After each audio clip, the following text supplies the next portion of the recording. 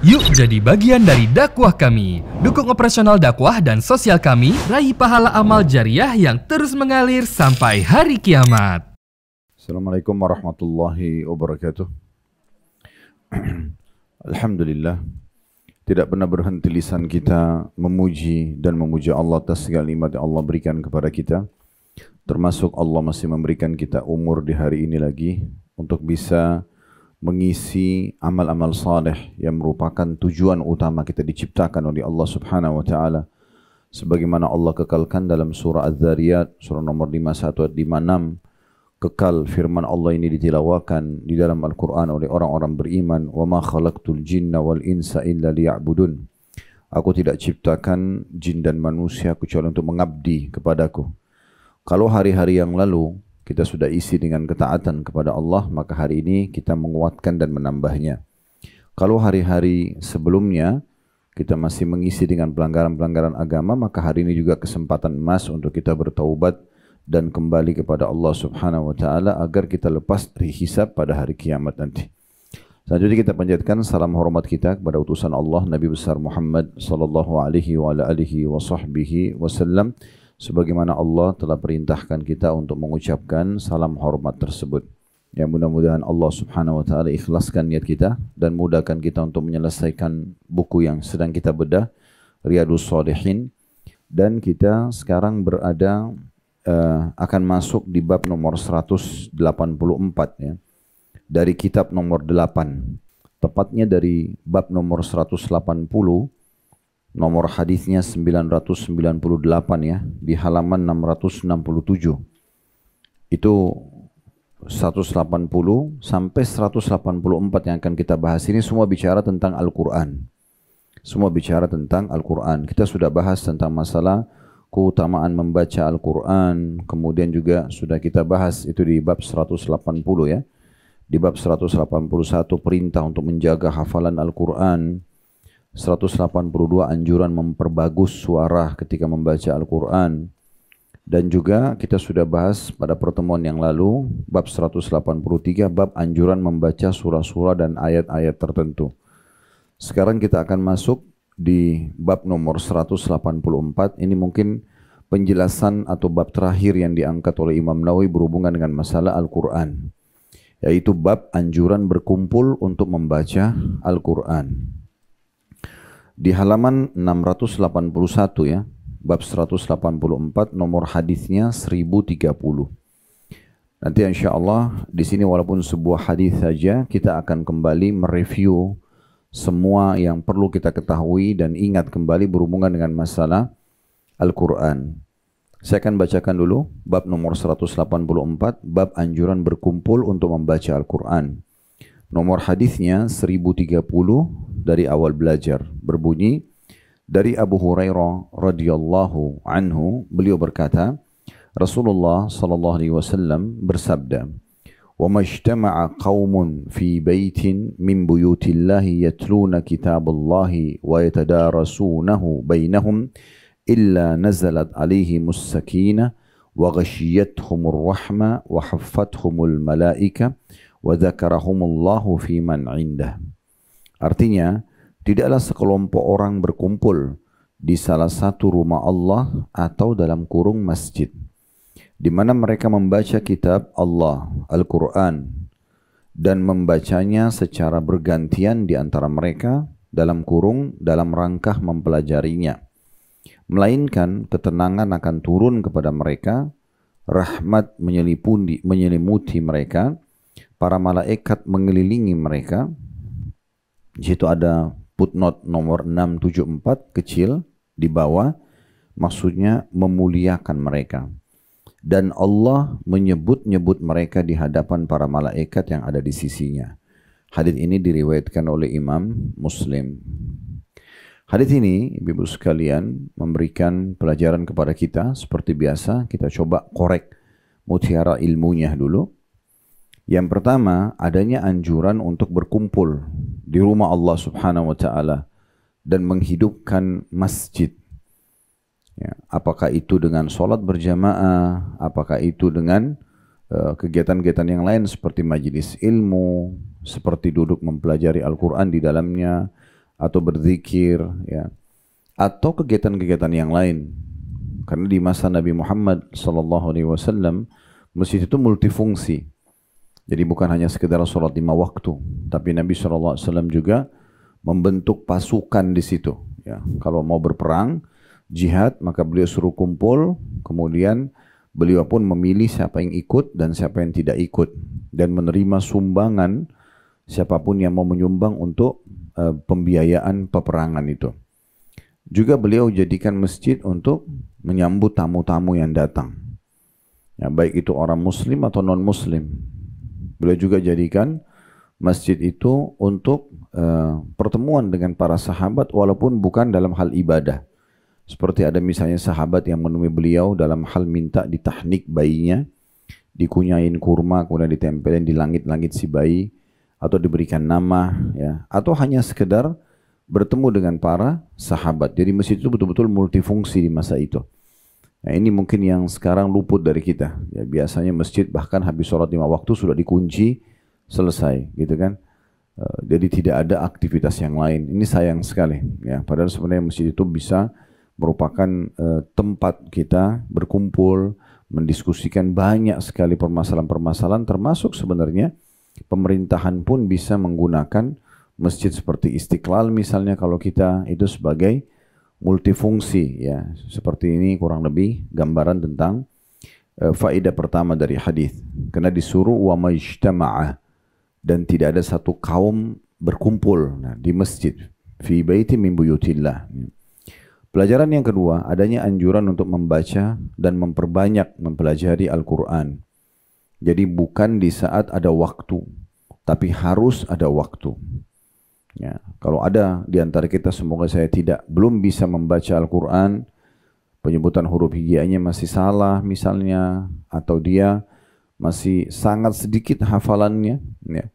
Ada orang subhanallah sudah menggabungkan dua-duanya, hafalannya sedikit, bacaannya juga tidak benar. Dan itu dibiarkan begitu terus.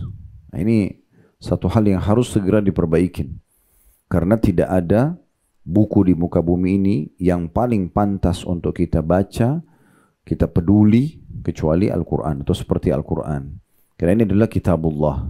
Ini bukan tulisan seorang profesor atau seorang penulis novel misalnya yang dianggap bestseller, tapi ini adalah kitabnya sang pencipta Allah subhanahu wa ta'ala, yang kita lihat sekarang keajaiban ciptaannya luar biasa. Di langit sana dengan bintang-bintang yang gemerlapan di malam hari, terbitnya matahari yang bisa kita rasakan triknya, bulan dan segala macam hal, ada burung berterbangan, ada awan, pergantian siang malam. Juga di bumi ini yang kita bisa lihat pepohonan-pepohonan, manusia dengan beragam macam bahasa, jenis kelamin, paras wajah, warna kulit dan segala macam hewan-hewan, semua itu. Dan juga di kedalaman lautan, itulah penciptanya seperti adalah Allah subhanahu wa ta'ala. Kita sedang mempelajari kitabullah. Jadi jangan sampai dia hanya sekedar hiasan sebagai sebuah aplikasi di handphone kita, atau misalnya sebuah mushaf yang kita beli dengan harga yang mahal, seperti kalau lagi umroh atau haji, kemudian kita cuma pajang antara ibu-ibu sama suami misalnya di ranjang, ya, sebagai sebuah simbol kalau kita seorang muslim. Itu nggak cukup. Apalagi kalau orang berpikir fisik Al-Quran bisa mengusir lembarnya, ya, kertasnya bisa mengusir syaitan. Nah, itu tidak benar, ya. Itu tidak benar. Makanya saya pernah kasih contoh, kalau Bapak Ibu sekalian mau tahu ada syaitan di sekitar kita dan bagaimana fisik kertas Al-Quran itu sebenarnya tidak bisa mengusir syaitan, coba kalau nggak bisa tidur malam, baca Al-Quran. Ngantuk nggak kira-kira? Nah, ngantuk. Yang goda buat ngantuk siapa? Syaitan. Karena kalau nonton sinetron nggak ngantuk. Berarti ada syaitan. Sama hiasan dinding ayat kursi. Jangan dianggap bisa ngusir syaitan. Tidak. Dia usir syaitan kalau dibaca. Kalau dibaca. Baru dia berpengaruh, gitu kan. Makanya harus dibaca Al-Quran itu. Luangin waktu untuk buka, baca, dan harus ada waktu. Bukan kapan ada waktu. Jadikan sebagai program penting. Sudah pernah dulu, sebelum pandemi kita pernah jelaskan aplikasi Nakhtim, ya, kalau masih ingat dulu. Jadi bisa diketik nanti aplikasi Nakhtim, dia warna hijau, tulisan bahasa Arab. Itu menurut saya menarik. Ya mungkin ibu-ibu dan bapak sekalian juga punya aplikasi Al-Quran di handphonenya yang sama, mungkin bagus lah. Yang penting saya tertarik dengan aplikasi itu, dan itu bukan aplikasi kami sebenarnya, tapi saya melihat bagus banget.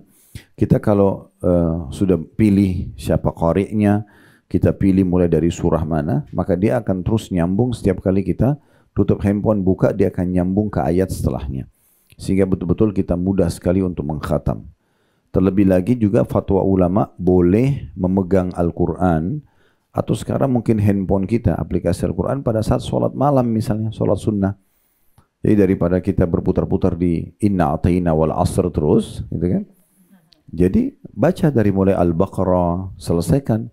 Kalau satu rakaat kita baca 10 ayat misalnya, ya di rakaat pertama sholat malam, kemudian tutup handphonenya, nanti rakaat kedua berdiri dibuka lagi, sambung ayat setelahnya, misalnya ayat 1 sampai ayat 10 Al-Baqarah, nanti rakaat kedua ayat 11 sampai ayat 20, rakaat ketiga, begitu seterusnya ya.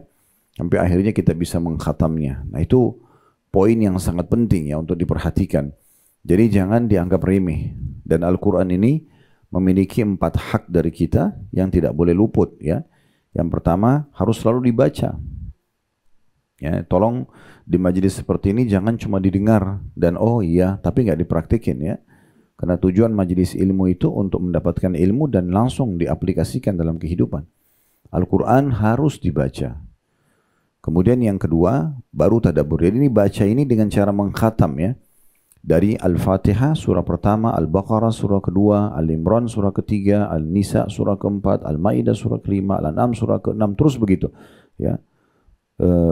Al-A'raf, Al-Anfal, At-Taubah, Yunus, terus ya. Dibaca sampai nomor 114 atau surah An-Nas ya. Berurut. Ibu dan bapak ngerti arti, tidak ngerti arti, baca saja. Ya. Setiap hurufnya 10 pahala. Kemudian yang kedua tadabbur. Nah tadabbur ini merenungi makna. Nah kalau merenungi makna, kita boleh tidak berurut.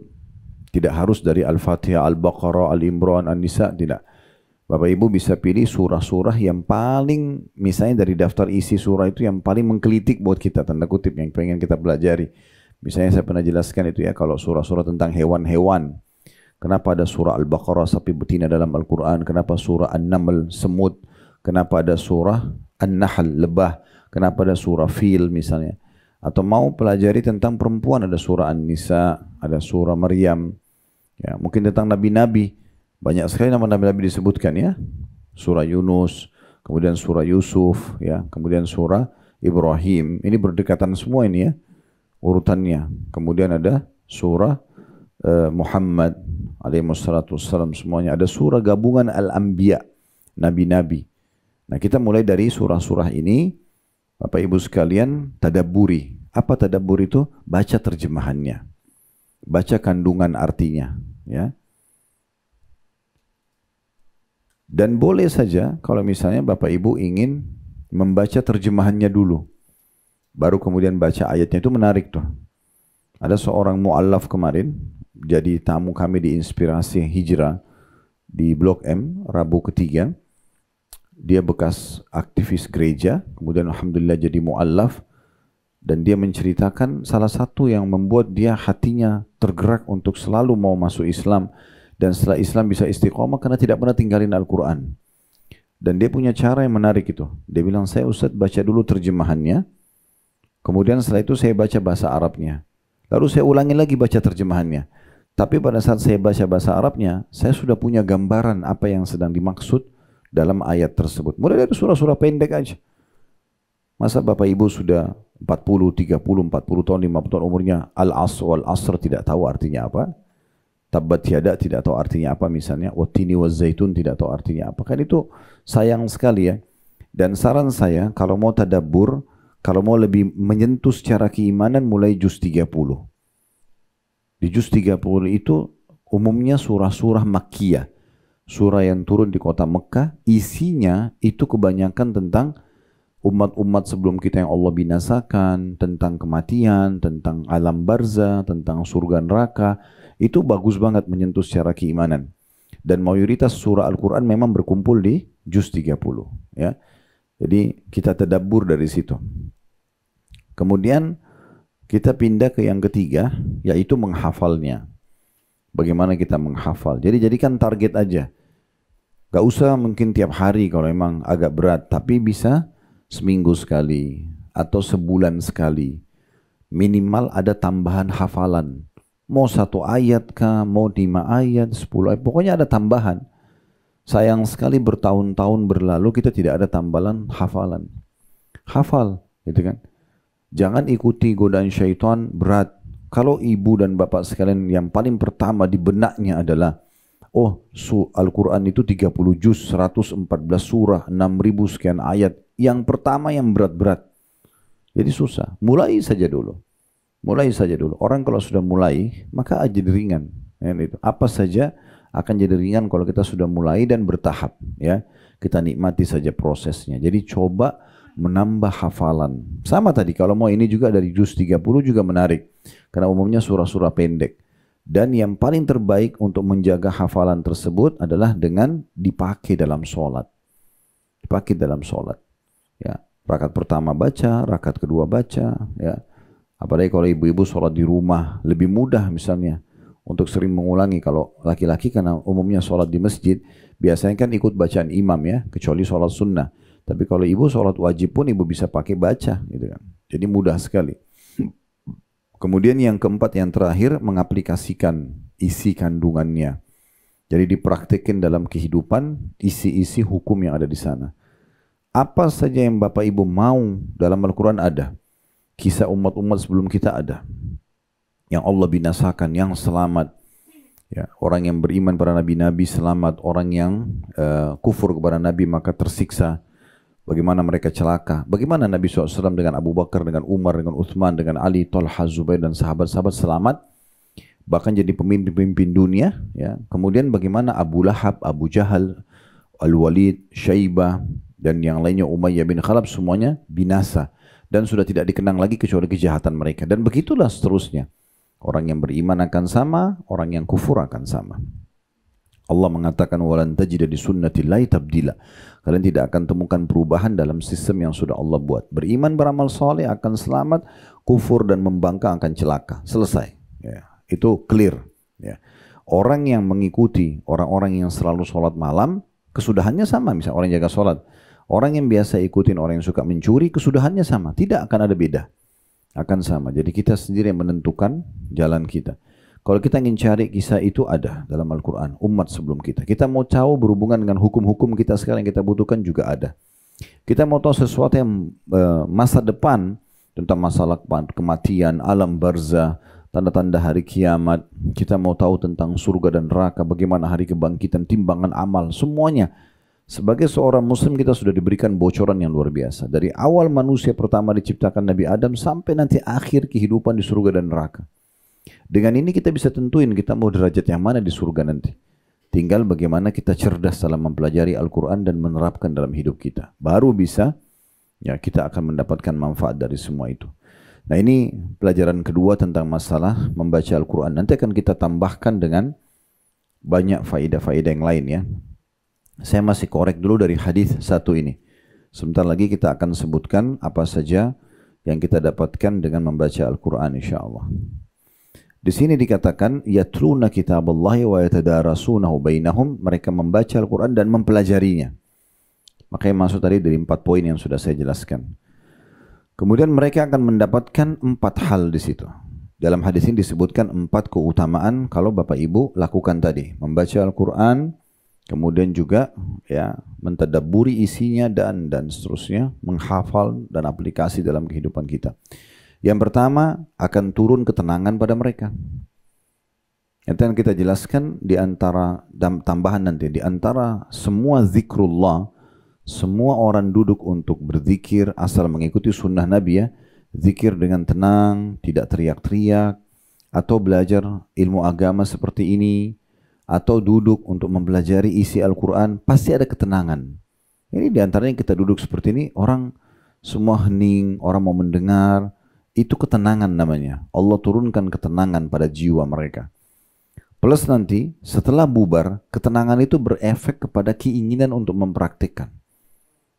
Jadi nanti oh ternyata itu ya kelebihannya. Setelah bubar, kalau kita ikhlas tulus mengikut dalam halaqah ilmu, kita akan terfikir untuk mempraktikkan. Itu salah satu ya rentetan daripada sakinah tadi atau ketenangan.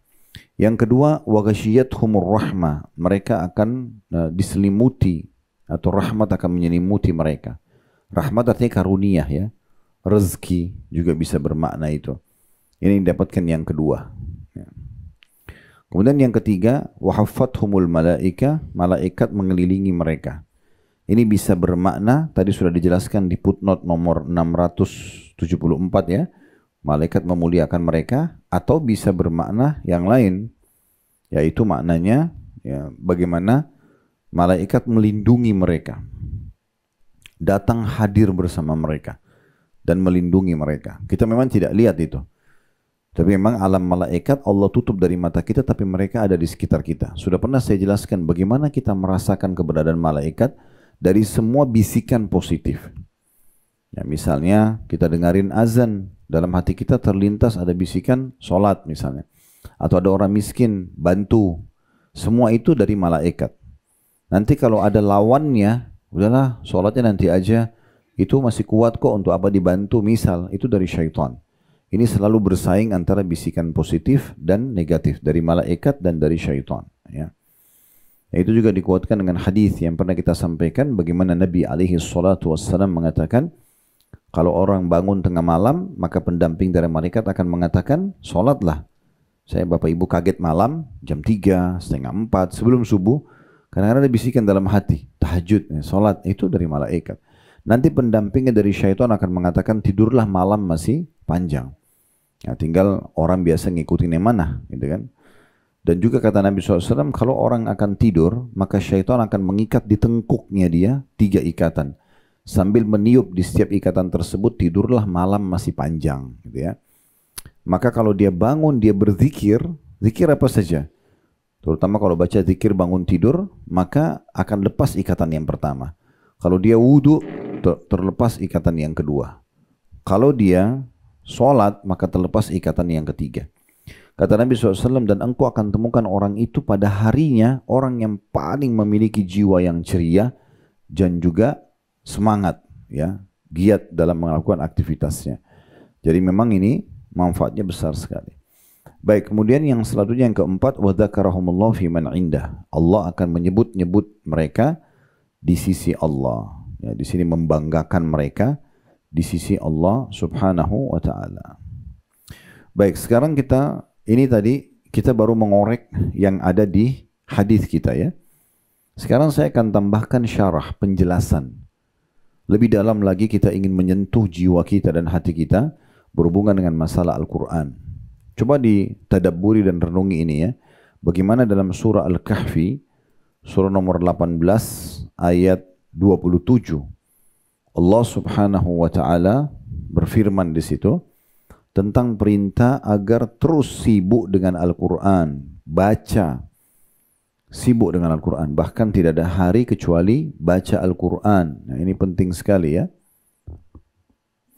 Disebutkan di Al-Kahfi ayat 27, "Watlu ma uhiya ilaika min kitabi rabbik." Allah perintahkan Nabi Muhammad SAW dan ini berlaku buat kita juga. Dan bacalah apa yang diwahyukan kepadamu, hai Muhammad, dan suruh umatmu juga, yaitu kitab Rabbmu dalam kurung Al-Quran. Ya. Kita disuruh perbanyak baca.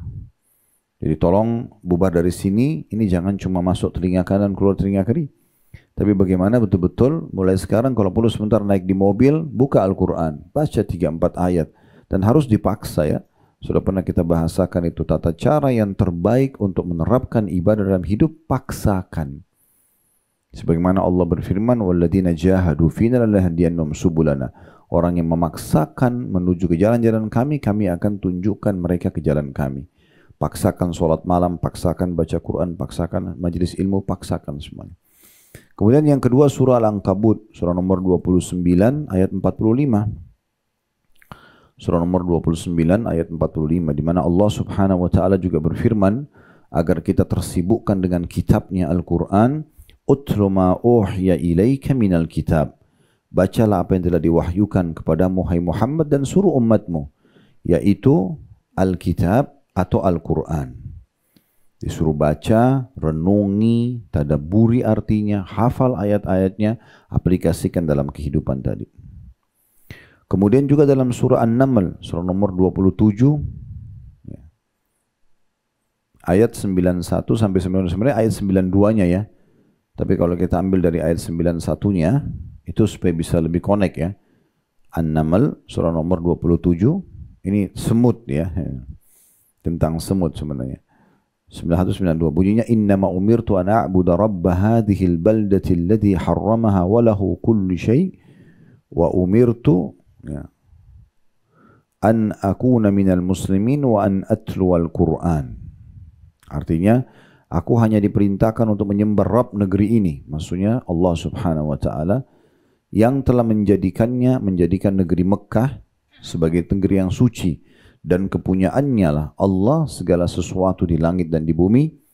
Dan aku, hai Muhammad, ucapkan diperintahkan supaya aku termasuk orang yang berserah diri dan supaya aku membaca Al-Quran kepada manusia. Beliau sendiri baca, beliau juga diperintahkan untuk menyampaikan kepada kita untuk membacanya. Baik, sekarang apa yang Bapak Ibu dapatkan kalau suka baca Quran? Tadabbur artinya, hafal ayat-ayatnya, aplikasikan dalam kehidupan. Banyak sekali. Yang pertama, Bapak Ibu akan menjadi manusia terbaik yang paling pantas jadi pasangan hidup, suami atau istri, yang paling pantas menjadi sahabat, yang jadi pantas menjadi tetangga, partner bisnis. Semuanya patokannya, kalau dalam Islam, dia ahli Al-Quran atau bukan? Bisa baca nggak? Faham nggak hati-hati Al-Quran? Dia terapkan nggak dalam hidup dia? Itu patokannya dalam Islam, bukan yang lain. Makanya dikatakan dalam hadis Nabi SAW riwayat Bukhari, khairukum man ta'allama al-Qur'ana wa 'allamah. Manusia yang paling baik di antara kalian untuk jadi pasangan hidup, untuk jadi teman, partner bisnis, tetangga, ya, itu adalah orang-orang yang mempelajari Al-Quran dan mengajarkannya. Ya, orang-orang yang paling baik, tolok ukurnya itu. Ya, mau cari pasangan, mau cari anak mantu, ahli Al-Quran. Ya, bagaimana mereka ya, dinilai dalam hadis ini manusia yang terbaik. Karena kata Nabi SAW, sebaik-baik orang di antara kamu, manusia, adalah yang mempelajari Al-Quran dan mengajarkannya. Kemudian yang kedua, tidak boleh orang hasad atau iri kecuali pada ahli Al-Quran. Saking tingginya derajatnya ya. Jadi tidak boleh iri kecuali pada ahli Al-Quran. Di sini kita perlu jelaskan dulu. Iri itu dibagi dua dalam agama kita. Ada yang haram, ada yang halal. Yang haram itu kalau Bapak Ibu berharap pada saat iri, nikmat yang sedang ada pada orang di depan kita hilang. Misalnya kita lihat rumahnya besar, mobilnya bagus, mungkin dia punya kelebihan fisik, dia punya ilmu, dia punya harta, lalu kita iri berharap hilang dari dia. Itu namanya hasad. Iri yang haram, nggak boleh. Kata Nabi SAW, ittaqul hasada fa in hasad ya'kulu hasanatu kama ya'kulul naru al-hatab. Jauhi hasad itu, iri karena cemburu kenapa orang lain punya kelebihan yang Allah berikan. Karena dia bisa memakan pahala sebagaimana api memakan kayu bakar. Kalau yang kedua namanya ghibtah, iri yang dibolehkan. Apa itu? Bapak Ibu iri sama seseorang yang punya kelebihan, ilmu, harta, tapi tidak berharap hilang dari dia. Bedanya itu ya. Kalau yang pertama dia haram karena kita berharap hilang dari dia. Ya. Tetangganya yang beli AC, dia yang kedinginan. Ya. Kalau tetangganya baru beli mobil, iri, hatinya panas. Begitu mundur, tabrak pagar, syukurin tuh. Nah, misal, orang hasad. Dia tidak bisa terima apa yang Allah berikan kepada orang lain. Harus dibersihkan hati. Kalau sudah ada rasa cemburu begitu, baca a'udzubillahi minasyaitonirrajim. Karena Allah lebih tahu siapa orang-orang yang dia berikan. Tapi kita bisa ghibtah. Apa itu ghibtah? Kita cemburu, tapi kita tidak berharap hilang dari dia. Sambil minta sama Allah, kasih juga. Misalnya orang itu pintar. Ya Allah berkahi ilmunya dia dan berikan hambamu seperti dia atau lebih. Itu boleh. Ya, selama tidak bentrok dengan sunnatullah, sistem yang Allah buat. Bapak Ibu nggak mungkin dong minta mukanya orang, satu orang tampan atau cantik, ya Allah buat muka saya sama dia, kan tidak mungkin. Kan? Atau minta supaya diubah jenis kelamin kita, laki-laki jadi perempuan, perempuan jadi laki, itu tidak mungkin. Kan gitu. Jadi selain minta itu, misalnya orang punya ilmu, orang punya harta, orang punya kedudukan, kita bisa mengatakan, ya Allah berkahi buat dia dan berikan hambamu lebih baik daripada dia. Boleh, atau seperti dia. Itu namanya ghibtah. Tidak cemburu tapi tidak berharap hilang dari orang tersebut.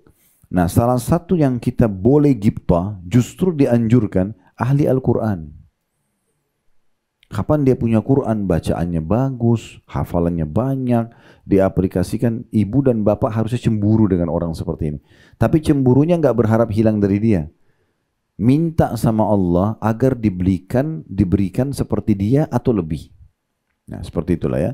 Disebutkan dalam hadis muttafaqun alaih, yaitu riwayat Bukhari Muslim, di mana Nabi SAW bersabda, la hasada illa fitnatain. Tidak boleh iri kecuali pada dua golongan. Ya, yang pertama adalah rajulun atahu Allahul Qur'ana fahuwa yaqumu bihi ana al-laili wa ana an-nahar. Golongan pertama yang harus kita cemburuin justru orang yang diberikan oleh Allah Al-Quran.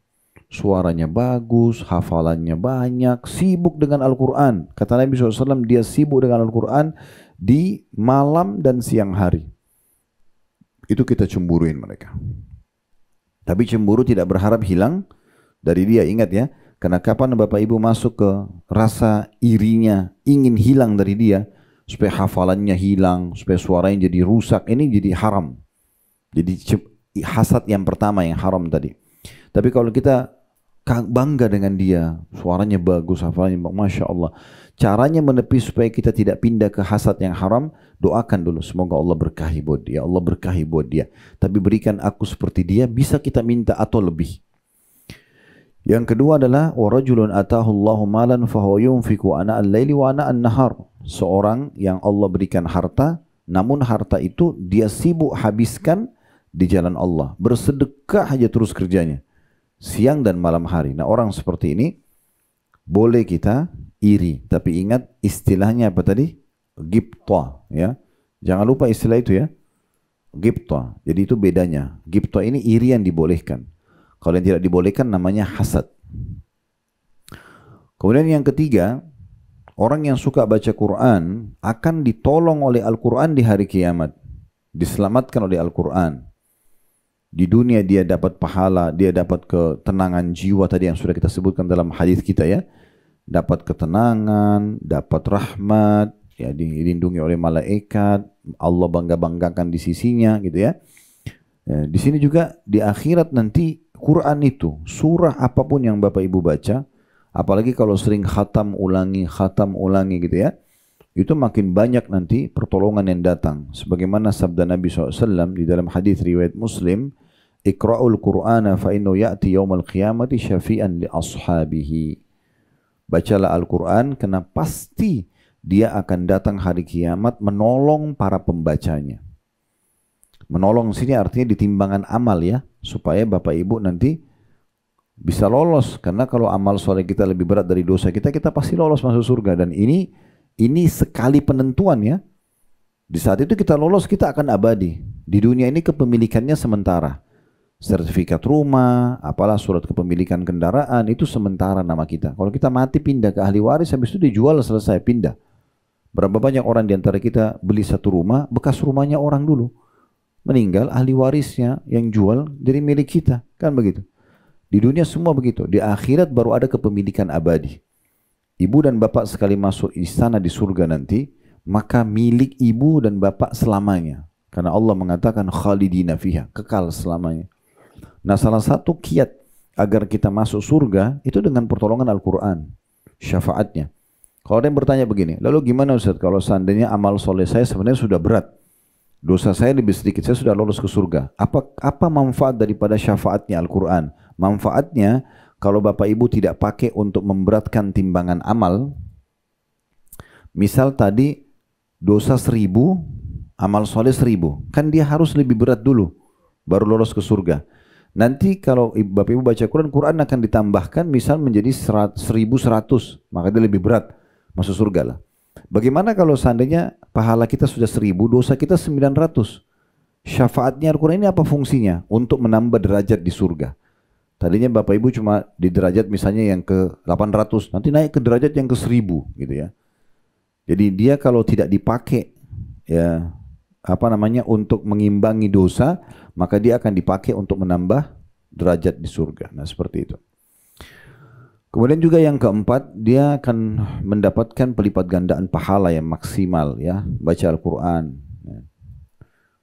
Sebagaimana kita sudah tahu sama-sama hadis yang masyhur riwayat Tirmidzi, hadis Ibnu Mas'ud radhiyallahu anhu. Ini sudah pernah kita jelaskan sebenarnya di awal bab kita ya. Di keutamaan Al-Quran. Kata Nabi SAW, man qara harfan min kitabillah falahu bihi hasanah. Siapa yang baca satu huruf Al-Quran, maka dicatatkan baginya satu pahala, wal hasanatu bi asyri amsalihah. Dan satu pahala akan dilipat gandakan menjadi 10 kali lipat. Ya. La aqulu alif lam min harf, saya tidak mengucapkan kata Nabi alif lam mim. Ayat pertama dalam surah Al-Baqarah, satu huruf. Walakin alifun harf. Tapi alifnya dihitung satu huruf, berarti 10 pahala. Walamun harf, dan lam sendiri juga satu huruf, berarti 10 pahala. Wa mimun harf, dan mim juga satu huruf, berarti alif lam mim dapat 30 pahala. Ini pahalanya besar banget. Bagaimana kalau kita baca banyak sekali ya. Kemudian yang kelima, orang yang mahir dalam membaca Al-Quran, betul-betul ibu dan bapak kuasain ya. Ini tidak bicara hafalan, bicara kemahiran dalam membaca. Kalau hafal ada lagi keutamaan ekstra. Pokoknya lancar aja baca dan benar tajwidnya. Makanya saya sarankan kalau belum bisa, cari seorang ustadzah ibu-ibu, panggil di rumah, ikut atau buat majelis seperti ini tapi khusus Al-Quran misalnya. Bapak-bapak juga begitu ya. Karena kalau mahir dalam baca Al-Quran itu derajatnya sama dengan para malaikat. Dia diberikan derajat sama dengan malaikat. Sebagaimana sabda Nabi SAW dalam hadis Bukhari Muslim, al-mahiru bil Qur'ani ma'as safaratil kiramil bararah.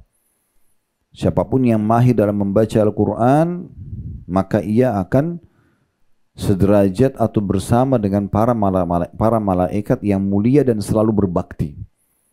Ya.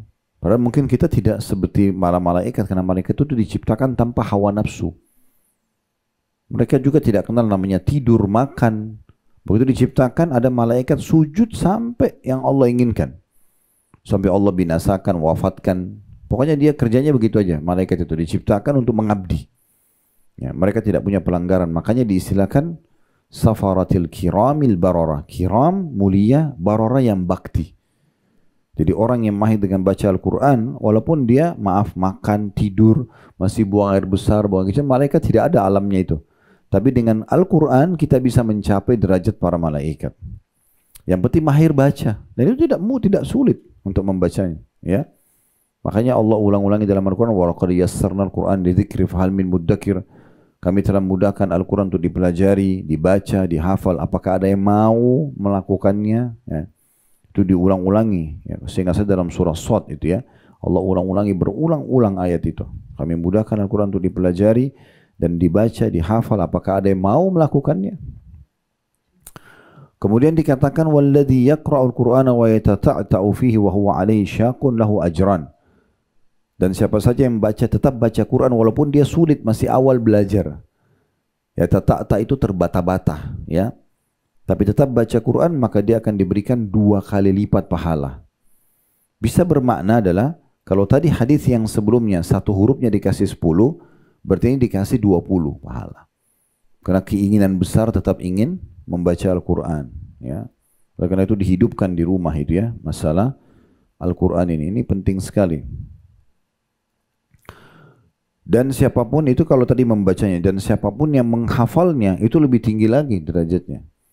Karena hadis Nabi SAW di pendapat yang paling kuat, sesungguhnya nanti para ahli Al-Quran di hari kiamat, dalam hadis yang sahih riwayat Bukhari Muslim, nanti pada hari kiamat orang-orang yang menghafal Al-Quran ini akan diperintahkan oleh Allah untuk mengulangi lagi hafalan mereka ayat demi ayat. Sebagaimana mereka sering ulangi di dunia. Karena orang kalau sudah hafal Quran dan dia sudah nikmati Al-Quran itu, maka nanti dia tidak kenal waktu dah. Lagi di lift, lagi jalan, lagi belanja, itu lisannya Al-Quran terus. Ya. Karena dia sudah berbaur dengan Al-Quran itu, dia sudah mencintainya. Nanti disuruh baca dan dikatakan padanya, bacalah dan setiap satu ayat satu derajat di surga. Al-Quran ada 6.000 sekian ayat, itu kata sebagian ulama, jumlah tangga derajat di surga itu sejumlah ayat Al-Quran. Jadi kalau dia hafal 30 juz, itu berarti dia akan sampai ke derajat tertingginya nanti. Karena di akhir ayat yang dia baca, Allah akan mengatakan, stop, berhentilah, inilah derajat kamu yang kau akan huni. Jadi nanti derajatnya di surga itu akan dinaikkan sesuai dengan kadar hafalannya. Nah, itu luar biasa. Makanya para salafus saleh itu peduli sekali dengan masalah Al-Quran ini, baik membaca ataupun menghafalnya. Dan mereka tidak mengenal waktu dan tempat. Ya, misalnya lagi di kancah peperangan, gitu kan, tetap mereka baca. Bahkan disebutkan dalam peperangan-peperangan antara muslimin dengan non-muslim itu, sampai orang-orang muslim itu gemetar mendengar bacaan Al-Quran mereka seperti suara lebah. Karena semua ini baca, yang ini baca, itu baca. Bahkan malam-malam pun pasukan musuh lagi istirahat, kaum muslimin sibuk dengan sholat malamnya dengan Al-Qurannya. Kemudian juga ya, para sahabat disebutkan dalam perkataan Al-Auza'i rahimahullah, seorang yang masyhur dari kalangan ulama muslimin, mengatakan ada 5 perkara yang selalu dipegang oleh para sahabat Nabi. Ada 5 perkara yang selalu dipegang, maksudnya dijaga terus, nggak pernah mereka tinggalkan, itu para sahabat Nabi. Dan juga para tabi'in, generasi yang datang setelah sahabat. Ada 5 perkara yang selalu dijaga oleh para sahabat Nabi dan generasi tabi'in. Yang pertama, mengikuti langkah mereka dalam kebaikan. Ya. Maaf. Yang pertama itu selalu bersama jamaah kaum muslimin. Ya, selalu bersama jamaah. Kemudian yang kedua, mengikuti sunnah. Apa saja yang ada sunnah Nabi, mereka langsung berlumba-lumba mengerjakan. Yang ketiga, memakmurkan masjid. Yang keempat, membaca Al-Quran. Dan yang kelima, jihad di jalan Allah. 5 ini. Yang pertama, bersama jamaah kaum muslimin. Selalu bersama dengan pasukan muslimin, membela muslimin, sholat berjamaah dengan mereka dan seterusnya. Mengikuti sunnah. Apa saja mereka mau kerjakan, tanya ada sunnahnya enggak? Kalau ada sunnah, mereka langsung kerjakan sesuai dengan sunnah. Yang ketiga, memakmurkan masjid. Selalu masjid hidup di sekitar rumah mereka dengan sholat berjamaah dan aktivitas yang lainnya. Yang keempat, selalu membaca Quran. Ini saksi bahasan kita. Selalu baca Quran. Dan yang kelima, jihad di jalan Allah subhanahu wa ta'ala. Utsman bin Affan memberikan kita sebuah resep sederhana. Ini sekaligus kita jadikan bahan introspeksi ya. Beliau mengatakan jadi Utsman ini, Bapak Ibu sekalian, luar biasa ya. Beliau sampai diberikan keberkahan oleh Allah Subhanahu wa taala bisa baca 30 juz di rakaat terakhir witir. Ya, yang kita biasa baca qul huwallahu ahad itu, nah Utsman baca 30 juz. Ya.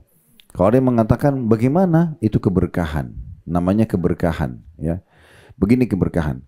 Kalau Bapak Ibu biasa mengerjakan satu ibadah dan sudah dirutinkan ya, dengan tulus ikhlas ingin mendapat keutamaannya, maka Allah akan berkahi. Contoh, kita masuk dulu di bab sedekah. Kalau kita baru pertama kali mau sedekah, biasanya kita masih perhitungan ya. Keluarin berapa ya? Ada 5.000, 10.000, 5.000 aja ya. 50.000 atau 100.000, mungkin 50.000 aja. Bahkan kadang-kadang masih negosiasi sama syaitan. Syaitan bisikin, itu orang masih mampu. Ya iya deh, gak usah dibantu. Padahal sebenarnya belum tentu orang itu mampu, kan gitu. Kita tidak bisa lihat secara fisik. Karena bisa saja memang dia tidak mampu, dia sudah melamar kerja sana sini tapi tidak dapat. Karena tugas kita di saat orang minta adalah eksekusi, memberikan, bukan negosiasi sama syaitan, kan gitu. Contohnya. Tapi kalau kita sudah kejar keutamaan sedekah, kita tahu kalau kita sedekah Allah akan ganti. Dan hanya melalui mereka lah orang-orang miskin yang kita beri atau sumbangan yang kita berikan pada yayasan itu, dengan cara itu baru bisa sampai ke timbangan amal hari kiamat. Sehingga para salafus saleh ya, banyak sekali di antara mereka seperti Fudail bin Iyad mengatakan, lihatlah orang-orang pada saat membawa sedekahnya. Lihatlah orang-orang ini, mereka membawa amal-amal kami ke timbangan amal kami tanpa upah sedikit pun. Maksudnya apa? Secara kasat mata, orang yang kita kasih 100.000, 1 juta, kasih makanan, kasih pakaian, kan diambil secara fisik ya. Tetapi bukan itu yang kita lihat. Tidak usah lihat lagi fisiknya. Dia bisa makan makanan itu habis, uang itu bisa dipakai habis, tapi nilainya itu dengan melalui kita kasih ke dia dibawa ke timbangan amal. Sebenarnya tanpa upah, karena utuh. Kita kasih sejuta, sejuta dibawa ke timbangan amal. Bahkan dilipat gandakan 10 kali lipat. Ini pemahamannya. Kalau orang bersedekah karena kejar keutamaan itu, maka dia tidak lagi menunggu siapa yang minta, tapi dia akan mengejar siapa yang mau menerima sedekah saya nih. Nah kalau kita sudah rutinkan itu nanti, kita sudah rutinkan, Allah kasih keberkahan. Nanti Allah buka banyak sekali ide dalam bab sedekah. Tiba-tiba kita terfikir untuk sedekah Quran, kita tiba-tiba mau bangun pesantren, tiba-tiba wakafin tanah, tiba-tiba ini macam-macam. Yang sebelumnya tidak pernah terfikir, itu karena keberkahan. Karena kita sudah mulai kerjakan ibadah itu. Nah seperti itulah. Kita kalau belum pernah sholat malam misalnya, nanti malam mulai ibu dan bapak komitmen, saya mau sholat tahajud deh, kejar keutamaannya, baca sedikit keutamaannya, oh ini ternyata. Lalu mulai dikerjakan. Mungkin di malam pertama masih berat. Untuk mengerjakan 11 rakaat gitu kan. Oke, anggap 2 rakaat dulu, 4 rakaat dulu. Mungkin 2 rakaat atau sama witir 1 jadi 3 rakaat. Yang ringan. Mungkin masih surah-surah pendek. Tapi coba Bapak Ibu niatkan mengejar keutamaan sholat malam. Sebagaimana Aisyah berkata radhiyallahu anha, jangan pernah kalian tinggalkan sholat malam karena itu ibadah yang Nabi nggak pernah tinggalkan.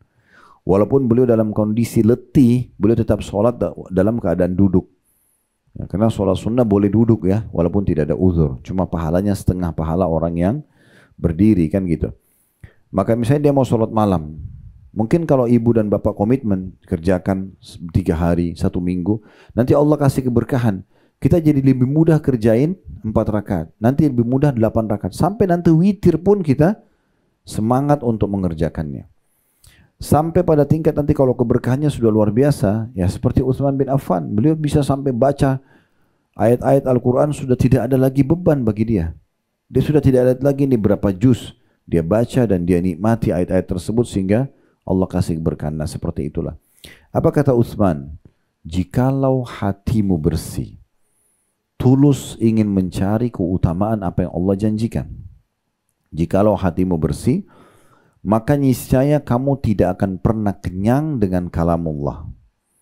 Kau tidak akan pernah merasa jenuh dengan membaca-baca Al-Quran, mengulang-ulangi hafalan atau menambah hafalan. Tidak akan pernah jenuh.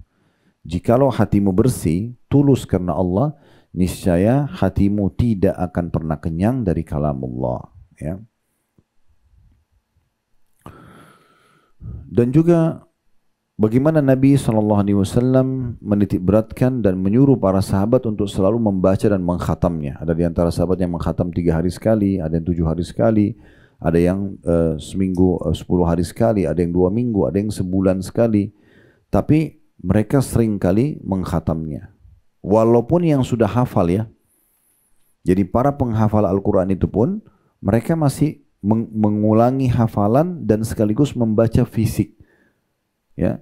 Makanya Utsman bin Affan radhiyallahu anhu pada saat beliau wafat, sebenarnya beliau sudah hafal 30 juz Al-Quran. Sahabat-sahabat ini memang menghafal 30 juz, tapi ditemukan mushaf Quran beliau itu dibuat dari kulit hewan. Masa itu belum ada kertas. Itu ditemukan lembaran-lembarannya itu sampai mau sobek karena seringnya dibolak-balik. Padahal beliau sudah hafal Quran. Jadi beliau membagi antara mengulangi hafalan dalam sholat misalnya dan membaca fisik Al-Quran. Tetap diulangi. Dua-dua punya keutamaan karena mereka mau mengejar keutamaan-keutamaan tersebut. Ya tadi yang saya bilang Allah ulang-ulangi Al-Quran, bahwasanya Allah mudahkan itu dalam surah Al-Qamar ya. Tadi saya keliru mengatakan surah Shaf ya. Surah Al-Qamar, surah nomor 54 ayat 17 ya. Dan itu diulang-ulangi beberapa kali di situ Allah Subhanahu wa taala sebutkan. Walaqad yassarnal Qur'ana lidzikri fahal min muddakir. Sungguh kami telah mudahkan Al-Quran untuk menjadi pelajaran, untuk dipelajari dan dihafal, maka apakah ada manusia atau orang yang mau mengambilnya? Surah Al-Qamar surah nomor 54 ayat 17 ya.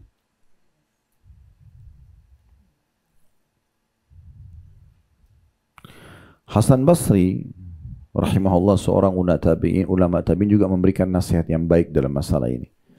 Beliau mengatakan, carilah kenikmatan dalam 3 perkara.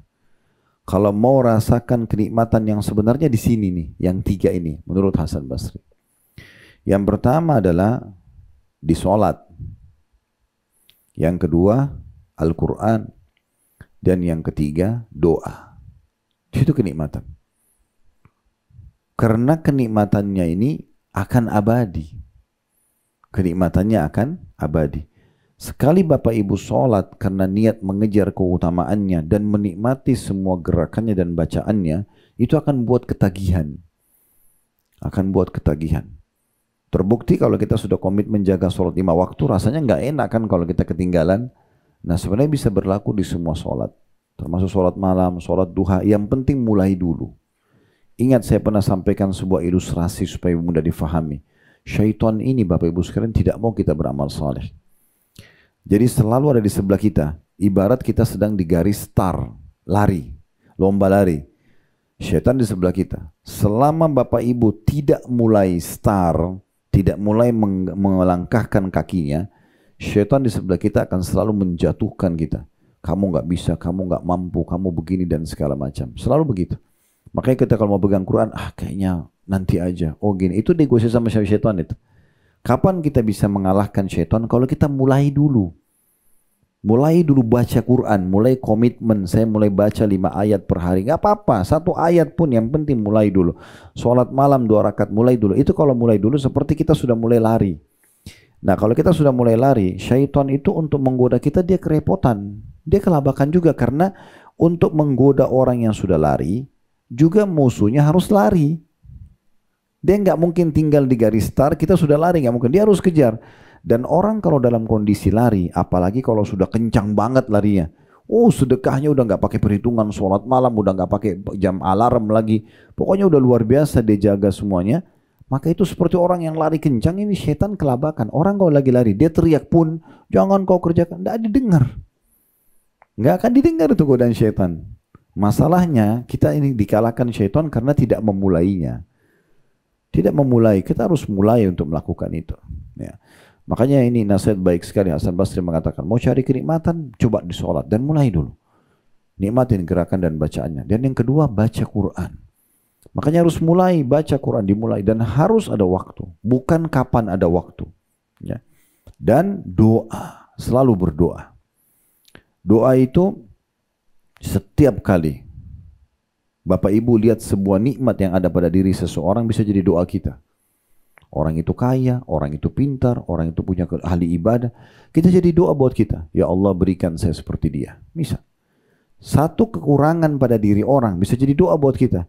Dia kecelakaan, dia nakal, fasik, rusak, ahli maksiat. Bisa jadi doa, ya Allah berikan hidayah dia. Ya Allah selamatkan saya dari apa yang kau ujikan pada dia. Bisa jadi doa. Apa saja menjadi makanan lagi ada depan kita. Alhamdulillah ya Allah engkau berikan ini. Mudah-mudahan engkau selalu memenuhi selama aku hidup makanan-makanan yang nikmat seperti. Jadi doa, makanan, minuman, pakaian semua jadi doa. Cuma masalahnya ibu dan bapak sudah mulai belum ini. Itu mulai dulu, jadi biasakan semuanya harus jadikan sebagai doa. Makanya kata Nabi SAW, laisa syai'un akramu 'ala Allah ya, min ad-du'a. Tidak ada sesuatu yang lebih mulia di sisi Allah dibandingkan doa. Doa itu luar biasa gitu ya. Kemudian Hasan Basri mengatakan, carilah kenikmatan tadi dalam 3 perkara, sholat, Al-Quran, dan doa. Jika kamu mendapatkannya, maka pujilah Allah. Kalau kau rasakan itu, bisa kamu dapatkan kenikmatan dalam sholat, dalam baca Quran, dan juga doa, maka bersyukurlah kepada Allah subhanahu wa ta'ala. Jika kamu tidak mendapatkannya, maka ketahuilah bahwa pintu kebaikan telah ditutup atasmu. Ini kata beliau. Kalau tidak ada orang yang tidak rasa nikmat sholat, doa, baca Quran juga tidak, ini berarti sudah diangkat kenikmatan dari dirinya. Kenapa dikatakan begitu? Karena ada sebuah hadis ya, kata Nabi SAW, Inna Allah yu'ti dunya man yuhib wa man la yuhib. Allah akan berikan dunia ini, makanan, pakaian, jabatan, harta, kepada siapa yang dicintai dan siapa yang tidak dicintai. Semua dapat. Orang kafir dapat, orang mu'min dapat. Wala yu'til iman illa man yuhib. Tetapi dia tidak akan memberikan perasaan iman, selalu ingin patuh dan mengerjakan ibadah, mendekatkan diri kepadanya, kecuali orang yang dia cintai saja. Makanya Hasan Basri bilang tadi, kalau nggak ada padamu perasaan itu, tidak mau sholat dan tidak menikmatinya dan baca Quran juga dengan doa, berarti kamu sudah ditutup pintu kebaikan dari sisimu. Karena ini hanya orang-orang tertentu yang Allah kasih ya. Sekali lagi kalau makan, kerjaan, harta itu semua orang bisa dapat. Yang ini tidak, ini istimewa gitu ya. Ini secara khusus gitu. Jadi ini poin penting juga untuk kita garis bawahi ya.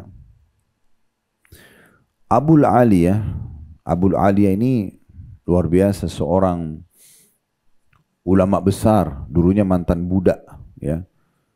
Orang Persia masuk Islam ya, kemudian dia menjadi ulamanya kaum muslimin. Beliau pernah mengatakan tentang dirinya, kami adalah budak yang dimiliki orang. Di antara kami ada yang membayar doribah, membayar denda. Ada pula yang melayani keluarganya. Kami mengkhatam Al-Quran setiap malam, tetapi tidak menghalangi kami mengkhatam Al-Quran setiap malam. Maka hal itu sempat merasa berat buat kami, lalu kami mengkhatamnya setiap 2 malam. Ternyata juga masih terasa berat, lalu kami mengkhatamnya setiap 3 malam. Lalu kami merasa berat, sehingga kami saling mengeluh satu sama yang lain. Ini para mu'allaf ini ya. Jadi waktu pasukan Islam masuk ke negeri Persia, itu banyak orang Persia menjadi budak, jadi tawanan perang. Di antaranya Abul Aliyah. Tapi setelah dia pelajari Islam, dia masuk Islam di tangan majikannya, dia lihat Islam ini luar biasa. Dan dia lihat kekuatan umat Islam di Al-Quran. Jadi dia pelajari Al-Quran sambil dia bekerja buat majikannya. Ya. Karena dalam Islam itu dibolehkan mereka kerja buat majikannya. Tetap khatam Al-Quran.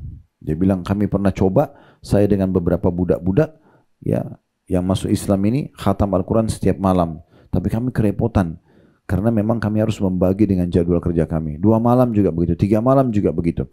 Lalu beliau mengatakan, lalu kami berkeluh satu sama yang lainnya. Dan kami sempat menanyakan itu. Bagaimana caranya? Maka ada yang menyarankan kepada kami untuk mengkhatam Al-Quran setiap sepekan sekali. Setiap Jumat. Maka kami bisa sholat dan tidur dan kami tidak merasa berat. Dan beliau menyarankan, mengatakan pelajarilah Al-Quran karena itu adalah inti dari segalanya. Ya, mulai dari situ. Imam Nawawi mengatakan rahimahullah, sepantasnya seseorang menjaga rutinitas dan memperbanyak membaca Al-Quran. Imam Nawawi penulis buku kita ini, Riyadhus Shalihin ya. Beliau mengatakan di statement di buku di beliau yang lain, sepantasnya seseorang menjaga rutinitas dan memperbanyak membaca Al-Quran. Karena para salafus saleh dulu mempunyai kebiasaan yang bervariasi dalam mengkhatam Al-Quran. Ibnu Abi Dawud meriwayatkan dari sebagian salaf bahwa di antara mereka ada yang mengkhatam Al-Quran setiap 2 bulan, ada yang setiap sebulan, ada yang setiap 10 hari, dan dari mereka juga ada yang mengkhatamnya setiap 8 hari, dan kebanyakan mereka ada yang mengkhatam Al-Quran setiap 7 malam atau sepekan sekali. Dan dari sebagian mereka ada yang mengkhatamnya setiap 3 hari. Dan yang terbaik bahwa itu berbeda menurut tugas dan kewajiban seseorang. Apabila dengan pelan ia bisa memahami makna dan tafsirnya secara baik, maka hendaklah yang membaca menurut kadar yang ia bisa mendapat kesempurnaan pemahaman yang dia baca. Demikian pula orang yang sibuk menyebarkan ilmu atau mengajar, berdakwah dan yang sejenisnya, maka hendaklah membatasi diri agar tidak mengurangi tugas utamanya. Dan jika bukan seperti golongan di atas dan tidak punya tugas yang lain, maka hendaklah yang memperbanyak membaca sebatas kemampuannya dan tidak menyebabkan rasa bosan. Sini yang dimaksud adalah berarti tidak ada alasan untuk tidak membaca Al-Quran. Karena para budak-budak pun tadi membaca Al-Quran. Ya, ini penting sekali untuk digarisbawahi. Ya. Sebagai penutup mungkin bagaimana Nabi SAW menyebutkan dalam sebuah hadis beliau, Innal ladzi laisa fi jawfi syai'un minal Qur'ani kal baitil kharib. Artinya sesungguhnya orang yang tidak ada sedikit pun Al-Quran di dalam rongganya, maka ia seperti rumah yang rusak. Ya. Jadi kalau betul-betul dalam dirinya tidak ada Al-Quran, tadi saya bilang mungkin bacaannya sudah salah, hafalannya juga sangat sedikit ya. Dan ini masih umum ya, masih umum ya. Di negara kita ini masih sedikit sekali orang yang bisa membaca Al-Quran dengan benar. Tidak jarang kami masuk ke beberapa masjid atau musholla, imamnya pun masih salah bacaannya. Itu kita sayangkan sekali, padahal sebenarnya Harusnya dikuasai, dibaca dengan benar. Ya, Allahu a'lam. Baik, ini mungkin yang bisa kita sampaikan. Walaupun sebenarnya dalam membaca Al-Quran ini, itu masuk juga dalam umumnya halaqah zikir ya. Halaqah zikir itu masih berkumpul untuk berzikir kepada Allah, masuk dalam membaca Al-Quran. Masuk dalam membaca zikir juga, subhanallah, alhamdulillah. Tapi bukan rame-rame ya, masing-masing membacanya. Juga majlis ilmu seperti ini, sebagaimana Atha mengatakan rahimahullah, majlis zikir adalah orang yang duduk mempelajari halal haram, mempelajari bab jual beli, nikah dan cerai, nah, seperti itulah. Allahu a'lam. Tujuan majlis ilmu belajar untuk faham dan diamalkan. Percuma kita sibuk mendengar, luangin waktu atau menulis tapi kita tidak aplikasikan dalam kehidupan, itu keberkahannya akan kurang. Walaupun dapat pahala halaqah ilmunya. Dan tadi saya bilang dalam aplikasi harus dipaksakan. Mulai hari ini jadwalkan saya harus baca Quran, harus bertambah hafalan saya. Harus kalau punya ilmunya kita aplikasikan dalam kehidupan sehari-hari, maka insya Allah akan kita lihat keberkahan dalam hidup kita. Udah benar dari Allah, udah salah dari saya, mohon dimaafkan. Subhanakallahumma bihamdika, asyhadu an la ilaha illa anta astaghfiruka wa atubu ilaik. Wassalamualaikum warahmatullahi wabarakatuh.